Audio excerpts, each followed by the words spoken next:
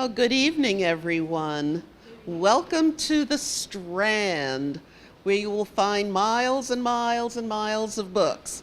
It's one of the most iconic and just absolutely incredible bookstores, not only in New York, but the United States and the world. And this evening, as you know, we have Frank Strausser to talk about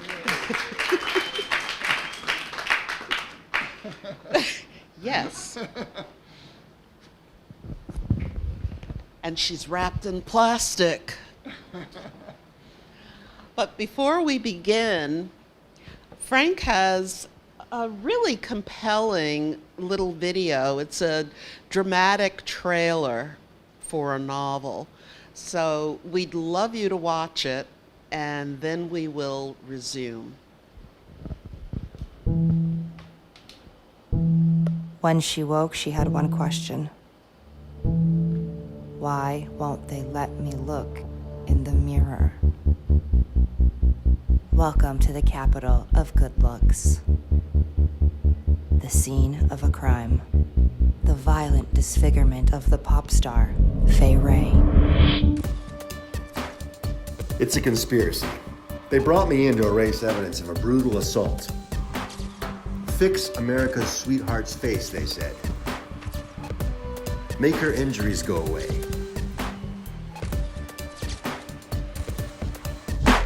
Make the crime vanish. If only it was so simple.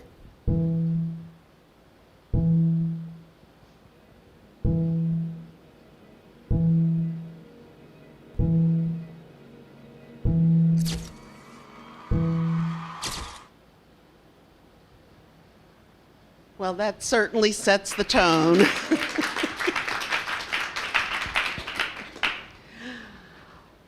Frank and I go back a couple of years. We met in New Zealand at a wellness retreat where we spent more time picking oysters off of rocks and drinking too much wine than we did doing yoga. It was one of those decadent times. Everybody has their... I know, and you show us decadent ways in plastic. At first reading, plastic seems like just another Hollywood romp written by the love child of Harold Robbins and Jackie Collins. But it isn't. There's a depth to it, and it's provocative in many ways. It kind of reveals themes of codependency, of the death of individualism, of battered women, and of holding people to incredible and unrealistic beauty standards that certainly have devastated a generation or two of young women. But mostly, it's an indictment against a society that has lost its way, a society that I think you show very nicely has eradicated ethics, values, where it embraces the big lie and where truth no longer is truth. What does plastic mean to you? Well, it's a hard act to follow. It is a world that I've created. I call it the capital of good looks. The bottom.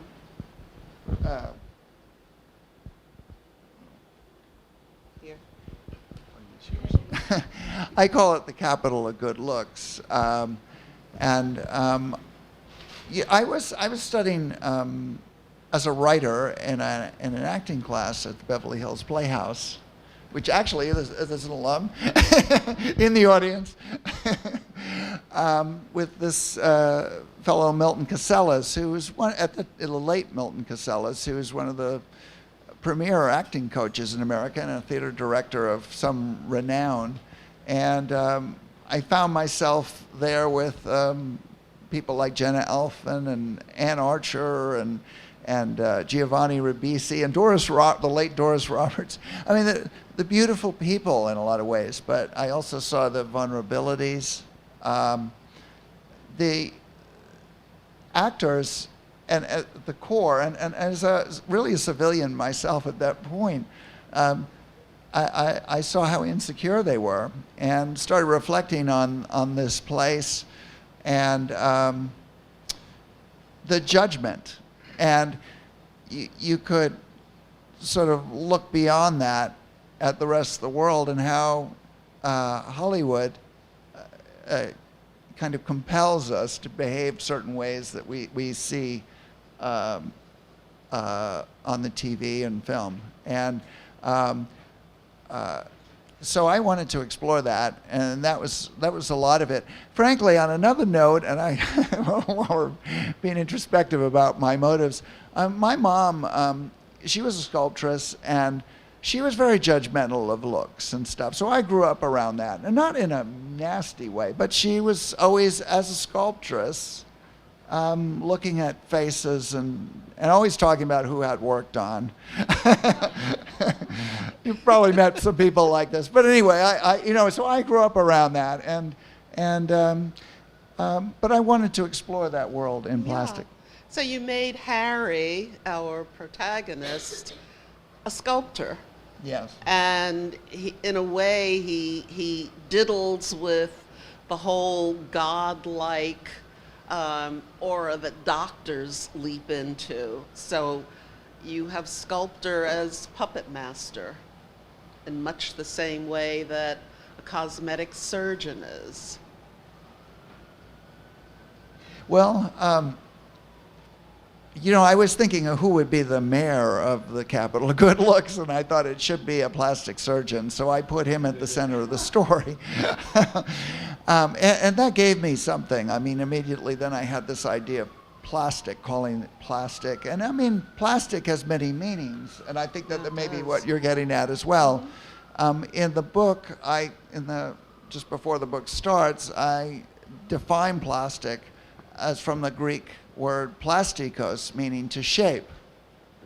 But for many people, it has other connotations, particularly when you get to LA. But it is a lot about surfaces and what's underneath the surfaces, the book. Now, that's a great way of looking at it. It's more than just the fakery. Yeah. It's like remember in The Graduate when Mr. McGuire goes to Benjamin Braddock and says one word, plastics. Like that's supposed to be Benjamin's future. But this was the 1960s, and plastic represented something that was fake, untrue, and materialistic. And I think that continues today, don't you? Yeah, plastic probably does have a negative connotation, but that's okay. It is a little bit of a dark view, and I'm okay with that. I mean, but it means different things to different people, and arguably, what we're really talking about, rather than fakeness, though that's an aspect, is artifice, but also. Man against technology, man against nature. I mean, those are themes that are being explored. I mean, medicine and what we think we can overcome and do. I mean, it really at the heart of the story, and maybe I'm going to get ahead of you, but it is a Humpty Dumpty story, and about a plastic surgeon being brought in somehow to try and put Humpty Dumpty back together again, to fix the crockery. And that isn't, we think we can control everything. We can't. Right. And also the inability to recognize imperfection, as certainly I think it's Helen who nails it, who says that true beauty is an imperfection. She's an artist. Yeah. Yes. But I wanted to ask you about the women. In your book, the women are decisively the victims, and they're portrayed as such. They fall into kind of a lemming style of, I must achieve beauty to have self-worth. But can you look at this as a form of batterment in a way? That these women are psychologically battered into believing they're worthless and hence will undergo surgeries they don't need, surgeries that can disfigure them. And they do it at relatively young ages now. They're 20-year-olds and 30-year-olds going out there. Well, I would argue that a yes and a no. I mean, I think that I tried to, what I did was I have 2 points of view in the story. I have Previn's point of view, the plastic surgeon. I also have his wife, who hasn't had any work done and rebels against that. Yeah. And she's a major force in the story because she's telling part of it. Also, the Fay Wray character, who's the pop star. I love that name, by the way. That's a wink and a nod. Yeah, well, the actress that was in the first King Kong was named Fay Wray, and that was a man against nature story. But she ultimately finds her voice, so to speak, in the story. Not to give anything away, but I mean, it is a journey of empowerment in some respects. But yes, I mean, women that come to see Previn, many of them are struggling with things. And I saw Previn, and you know, it's funny because I wrote a play called Psychotherapy about a triangle in couples therapy, and it was at the Cherry Lane, and Aaron there was the general manager. And but anyway, I do see the plastic surgeon as being something of a therapist. He ends up engaging with patients about the why, and try to get underneath a little bit as to what is driving them. And this might actually be a nice place to actually. Yes, I have it is. I can find it. Yes, here it is. This is one of those women, and this woman named Jean May, who she has come to him. She's got problems in her marriage, and she's married to a big director. And I have here, instead of saying, I need a facelift, Jean May might just as well have said, I need help with my marriage. Working on so many actresses, he felt he was taking a professional interest in his patients because their work was all about being presentable to the camera. But even the actresses were often driven to come to him out of personal desperation. Not getting sufficient male attention, whether you were married or single, went right to self-esteem. What he was offering these women was renewed confidence. He couldn't save their marriages any more than he could his own, but he could make them feel better about themselves. That was the secret. He just wished there was something he could do for himself. Right. But I want to get back to Helen a little bit. She's an interesting character because on the one hand, she is a driving force in the book. But on the other hand, she's a woman who has been diminished by her circumstance, by her tragedy, and definitely shows a weakness. She's not a particularly strong woman. She is led by other people to some extent until, and I won't give anything away, but yeah, well, I won't say. But I'm curious about that. I'm curious about how women, how you perceive women in this environment, in this capital of good looks. Well, Helen is a complicated character. It's interesting because I had written the novel without Helen. I mean, she was there, but I then went back to the book and put her point of view through it. So I built her story, because what happens in the book is that there's marital trouble, which breaks them apart. And so it's their journeys, and frankly not being really able to get away from each other, even though they are apart. And there's part of that is about fertility and fertility issues. It was interesting because I had been doing some events with plastic surgeons and cosmetic surgeons, and we did an event last week with a cosmetic surgeon who is a prominence in the West Side in LA, and he discussed how plastic surgery and cosmetic surgery, which is more injections and whatnot, a lot of it is driven by fertility, which was an interesting observation that I guess That is. people That's try the first time I've heard that one. Yeah, well, he's a very bright man. It's an observation. I mean, I feel that some of it is about, as I mentioned here, self-confidence, giving people self-confidence. But underlying that is, age is a major force in this whole obsession with and in my view of it, somebody in the Midwest is 41 years old and they're watching a TV show. They have 3 kids.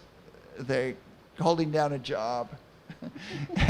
And they're looking at the TV to a woman who sensibly is the same person, supposed to be about her age, except it's played by a 31-year-old. And it puts tremendous pressure. And that was something I saw, just to go back to the Beverly Hills Playhouse, is this thing which somebody described to me actually just about a week ago, which is a great term, aging out. That there were a lot of women that were sort of in their late 30s, early 40s, that if they hadn't made it yet, their management and agents and whatever were leaving, and they were finding themselves on their own, and that is in tandem a little bit with the age of fertility and issues, so it's interesting how that ties together. In the case of, in my book, there's major fertility questions between the couple, Helen and Previn, and wrestling with how or what their marriage really is if they're having trouble with this. And she is in a bad place and feels that she's not getting the support that she wants because he's out, with all these starlets and stuff, not fooling around, but just somehow not paying attention medically and personally to their own situation. And that's a point of view. And so she goes off, you could say, into the wilderness, and he goes off in his wilderness, because both of them hit bottom at the beginning of the book. And the way I see it is that they have a trajectory to find their way to a new level. But these are issues that I think Americans can relate to. I try and ground things in what I see around me, and it's tough out there. Well, the aging out issue is huge in every industry, yes, particularly for women, and yes. I know it's very true in broadcast journalism, for example, but corporately also. But I wanted to switch gears here a little bit, because some of, I think, the moments in the book that resonated with me deeply were the moments when Previn is alone and sculpting. There was something so moving and intimate about those moments. You talk about that a little bit, please? Well, as I mentioned, my mom was a sculptress, and actually, what happened was, this book has gone through many variations, and Jeffrey's laughing because he's been around in my life a little bit. He's quite aware of. The first draft of this book was actually written in 2001, 2002, and the core story was there, but I still was finding a lot of things, including what kind of man Previn is. And what finally worked, and sometimes it takes a while to find these things,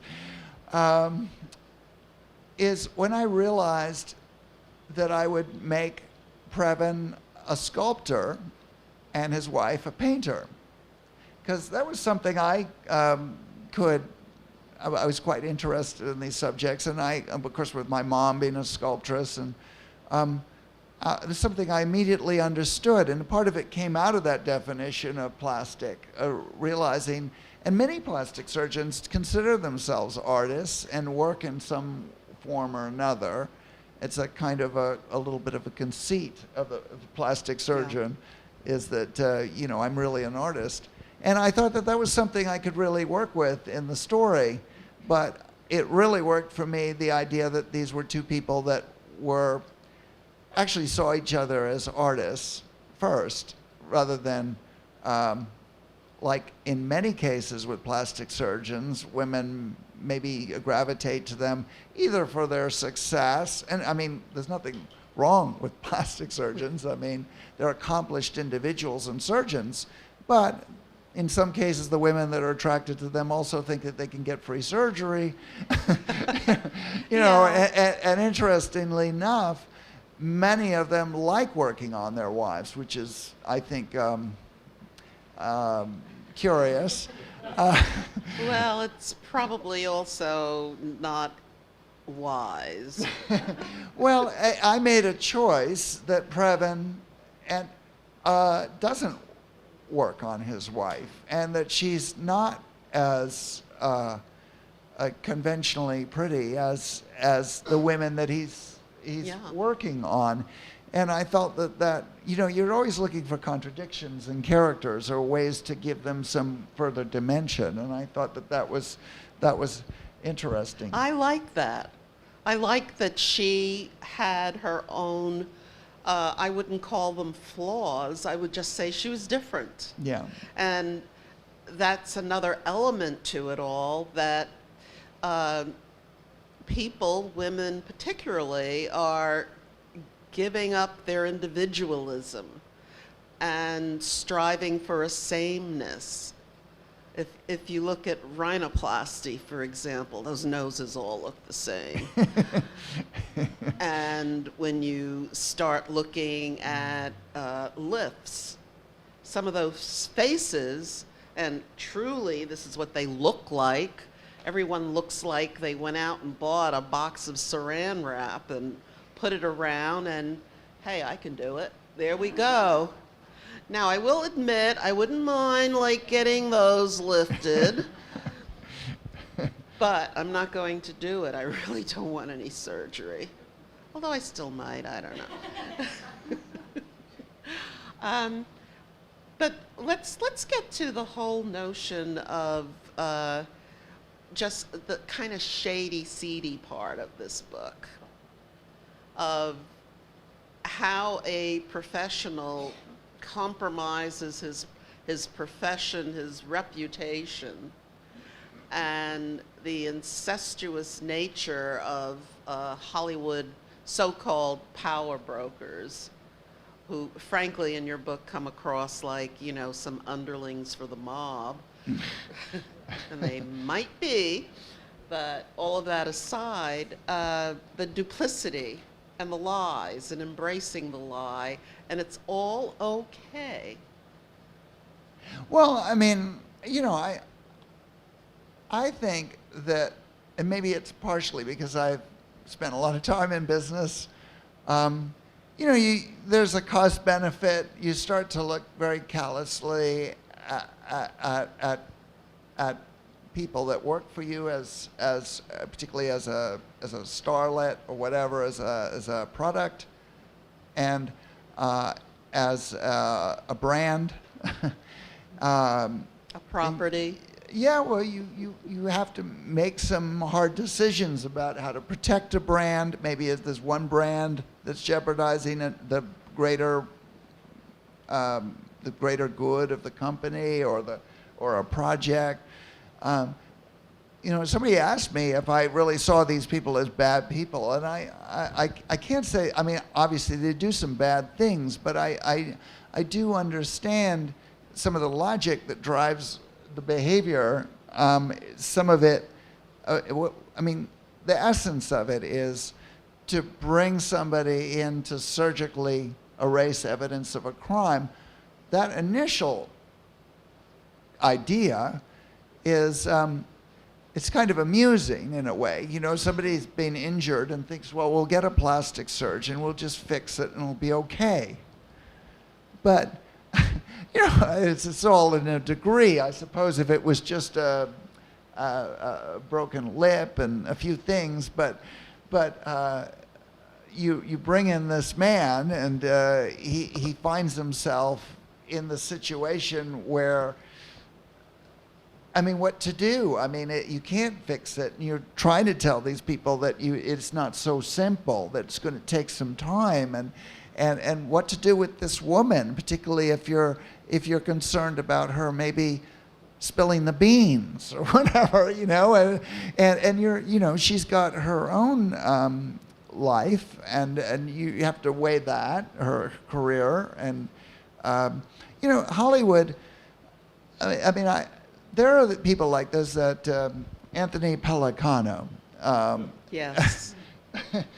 Michael Jackson fixer. Yeah, well, he spent $35 million circulating money around to keep people quiet. He ended up getting in some trouble for, I think, doing some illegal recording for Tom Cruise. But he had a long history of working with studios and talent and producers and whatever on different things. But this goes back to the early days of Hollywood.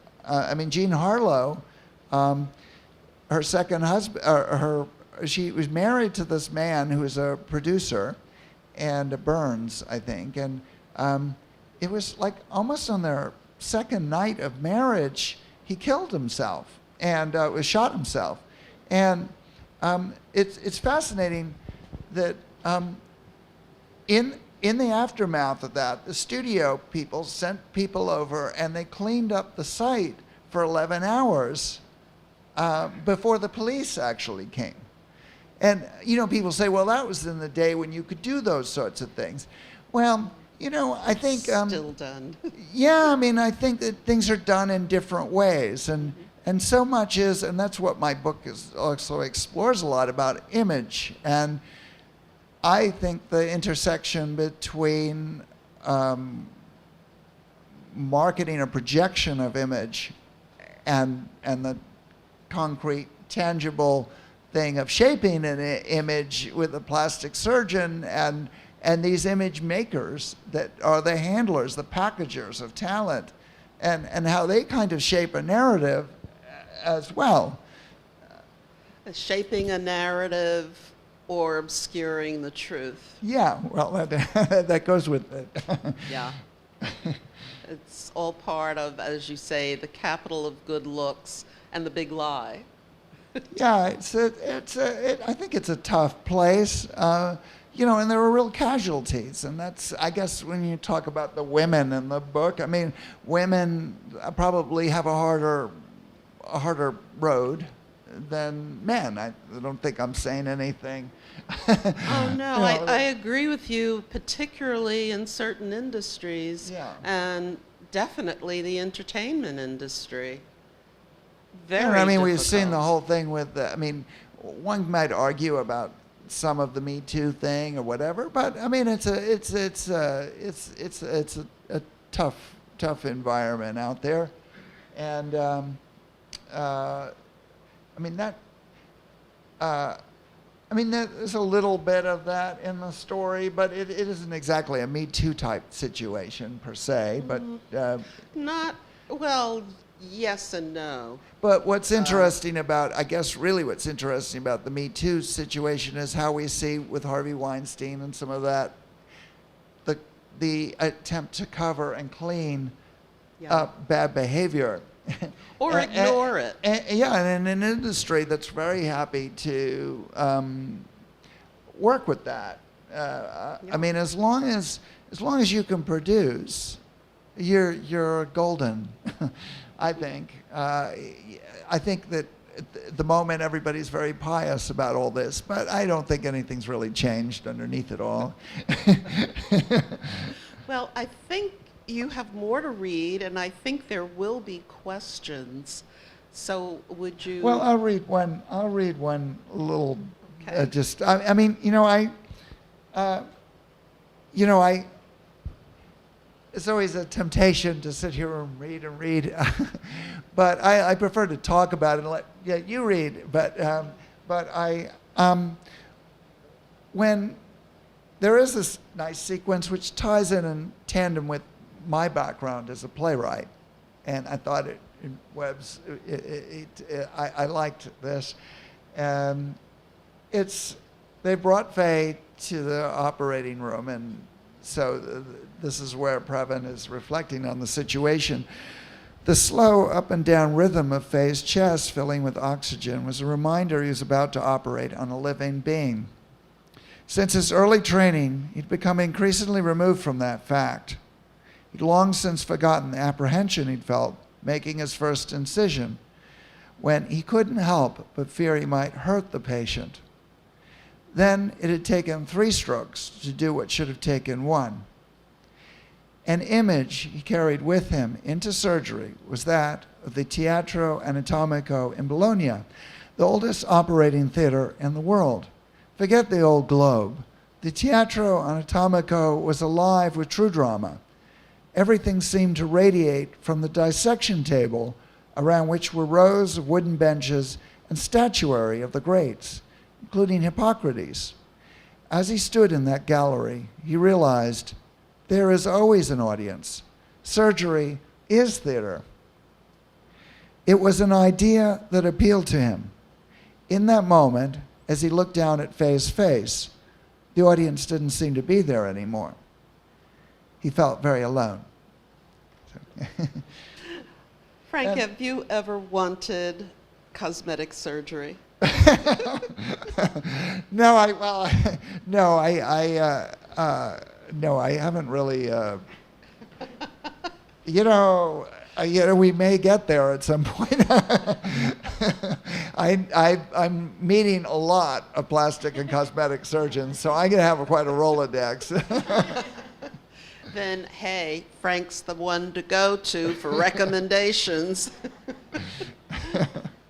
Do you want to take questions? Well, I do want to say something quickly because they were not here before, but I wanted to thank Sean Day Michael with the baseball cap there.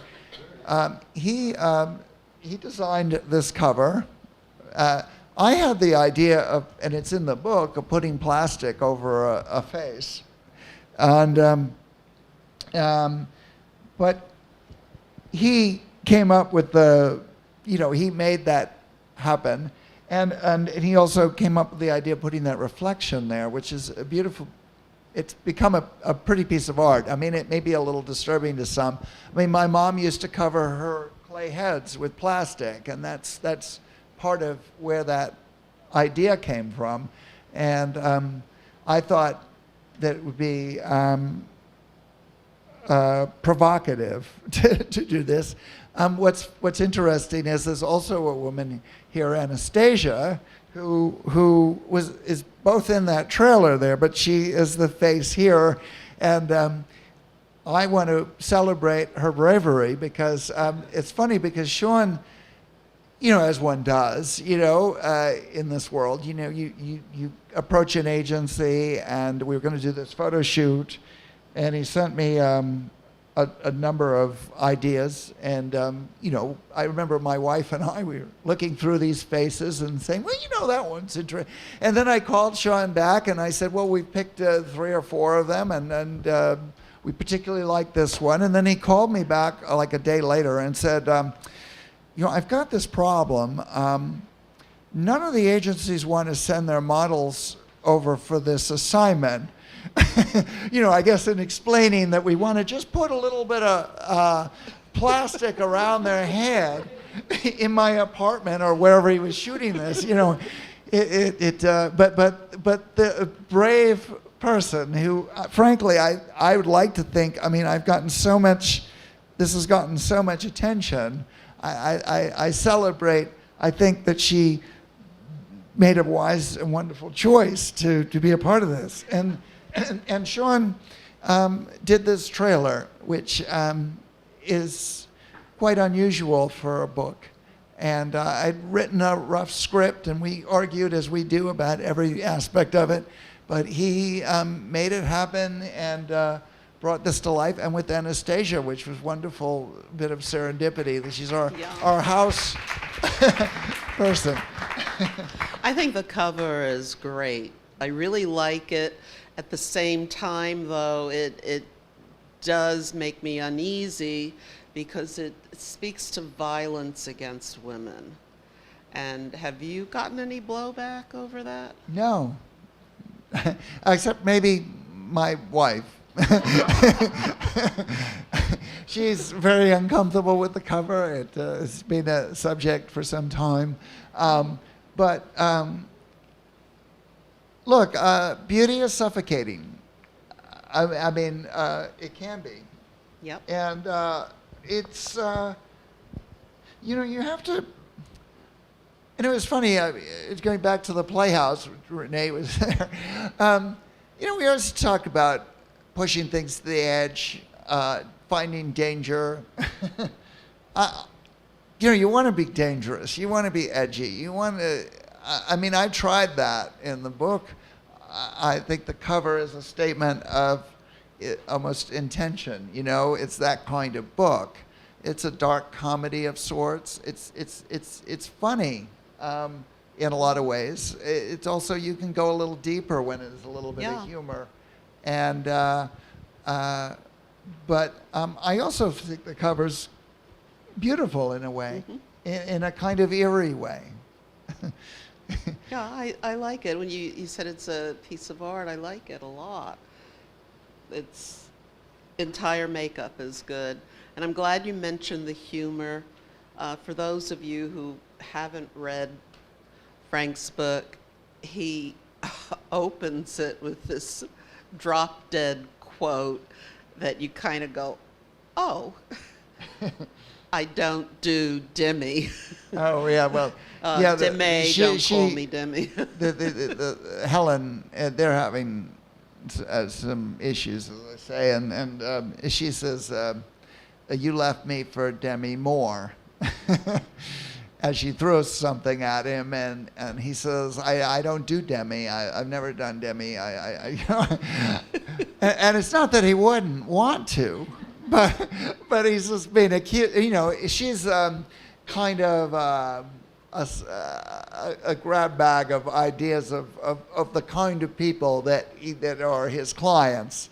So, it could be in a share, it could have been, but I picked Demi Moore, and it's kind of amusing. It's sort of a running thing with them. It is, yeah. It grabs you when you first read it. So, you want to turn to some questions? Sure, I sure. have a feeling they have some. I'm going to give you. Okay. Thank you. I thought your point about having the two different narratives was Yes. really interesting, Frank, and I wanted to ask how that was in terms of your writing process. And did you go back and forth, or how was that? I would have thought would be really challenging. Yes, well, it's very liberating because it allowed me to go back at things that happened and then kind of circle around them a little bit with us in a different point of view and add a lot more texture. That, if one person explains a story, maybe they can only over-explain, but in a different set of eyes. I did that at the time in which I was watching that show. Some of you might have watched it, The Affair. Yeah. And that was very helpful. I love the way sometimes things that happened were diametrically different in the way they were perceived by the man and the woman or whoever. And so I tried to explore that as well, the differences in their point of view. And it really was, and I might back up to say that what happened was I had written a version of it as a screenplay, and I worked on it for some time, and we were doing a lot of readings in my living room and this and that, and it became very tight. And I went back to the novel, and I cleaned, it really stripped it down to its core, and I shared it with an editor who is quite bright, and she said, it's too short. What you should consider is a second point of view. And that's when we came up with the idea that it might be the wife. And I have explored marital issues and relationship issues in my plays a lot, and so it was an opportunity to enlarge that exploration. And it is a story, arguably, about a marriage as much as anything. So it was a wonderful thing to do. There's one other thing that, this is very unusual to have somebody in the audience that was in one of my plays. I mean, did a play here in New York and nobody's come. It shows you how these plays are. But Renee was in my first play, The Powder Room, which starred Sally Kirkland, and we were in Los Angeles. And one of the people that was in that play was Lana Clarkson, who was somebody we got to know through that, and she came to a few parties at my house afterwards. I didn't really know her really, really well, but she was also influential in the story because I looked upon somebody that was senselessly hurt by a celebrity well, she wasn't a celebrity, but a powerful person in Hollywood, and and also the way she was almost victimized after the fact as well.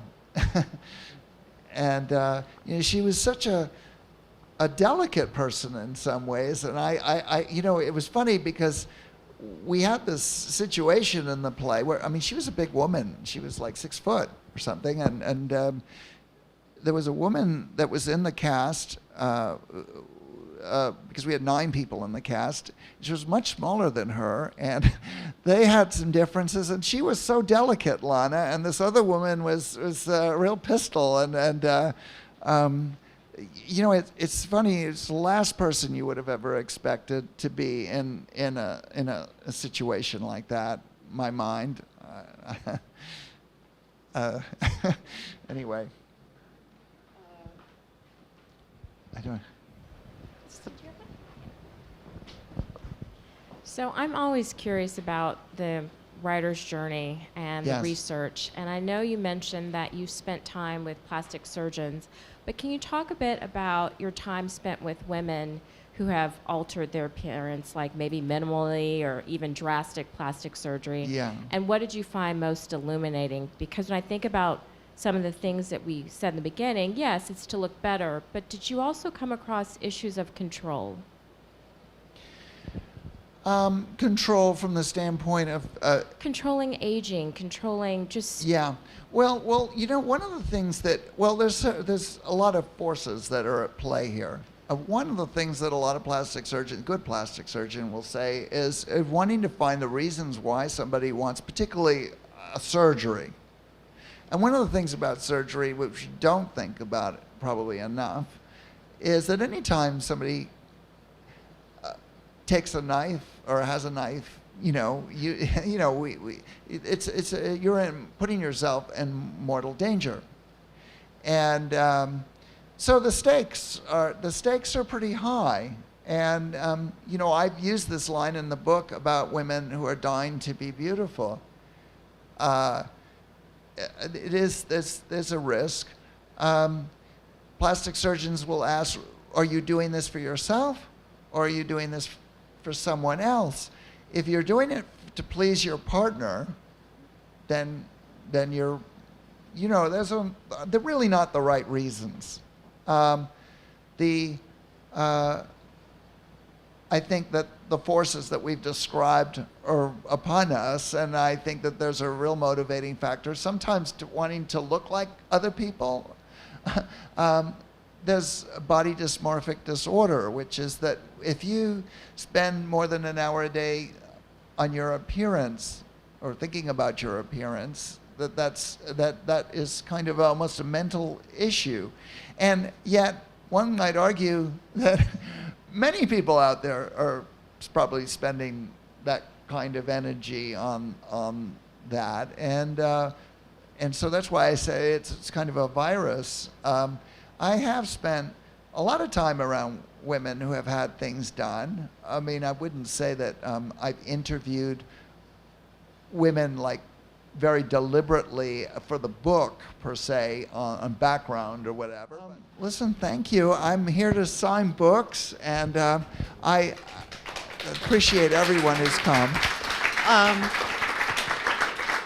Please don't leave. I'd like to thank everyone also, and especially Frank, for giving us a real treat. You're wonderful. you. Your book is fabulous. Buy it. Tell your friends to buy And it. I'd also like to thank the Strand. This is a wonderful venue. And before you leave, one more thing. Today is Frank's birthday. Oh my God. Happy birthday to you. Happy birthday, dear Frank. Happy birthday to you.